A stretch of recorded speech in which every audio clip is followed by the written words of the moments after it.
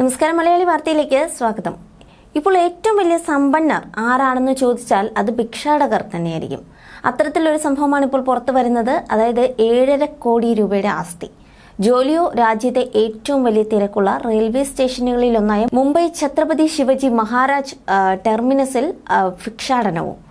54-കാരനായ ഭാരത് ജെയിനാണ് ഈ കോടീശ്വരനായ ഒരു യാചകൻ.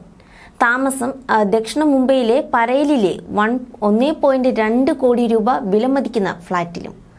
ഭാര്യയും 2 മക്കളും സഹോദരനും അച്ഛനുമാണ് ഭാരതിനൊപ്പം ഈ 2 മുറി ഫ്ളാറ്റിൽ കഴിയുന്നത്. ഭാരത് ജെയിനിന് ഭിക്ഷ യാചിച്ച് ഒരു മാസം ലഭിക്കുന്നത് 60,000 മുതൽ 75,000 രൂപ വരെയാണ്. രാവിലെ മുതൽ രാത്രി വരെ ദിവസവും 10 മുതൽ 12 മണിക്കൂർ വരെയാണ് ജോലി. ഞായറാഴ്ച അടക്കം അവധിയൊന്നുമില്ല. ദിവസം 2,000 മുതൽ 2,500 രൂപ വരെ ലഭിക്കുന്നുണ്ട്. ഇത് കൂടാതെ താനെയിൽ വാങ്ങിയ 2 കടകളുടെ വാടകയായി മാസം 30,000 രൂപ വേറെയും. മക്കൾ പഠിക്കുന്നത് സർക്കാർ സ്കൂളിലൊന്നുമല്ല, തൊട്ടടുത്ത വൻ തുക ഫീസ് കൊടുക്കേണ്ട കോൺവെന്റ് സ്കൂളിലാണ്. മക്കൾ വളർന്നതോടെ ഈ ജോലി നിർത്താൻ അച്ഛനോട് പറഞ്ഞെങ്കിലും അദ്ദേഹത്തിന് മടി. മാത്രമല്ല, ഈ ജീവിത രീതി ഒഴിവാക്കാൻ പറ്റുന്നില്ലെന്നും അദ്ദേഹം പറയുന്നു. പണത്തിനോട് ആർത്തിയൊന്നുമില്ലെങ്കിലും ഇത് ശീലമായിപ്പോയി. കിട്ടുന്ന പണത്തിൽ ഒരു ഭാഗം ക്ഷേത്രങ്ങൾക്കും സന്നദ്ധ സംഘടനകൾക്കും ഒക്കെ നൽകാറുമുണ്ട്.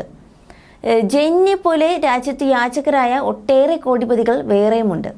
രാജ്യത്തെ യാചക വ്യവസായം ഏകദേശം 1.5 ലക്ഷം കോടിയുടേതാണെന്നാണ് കണക്കാക്കുന്നത്.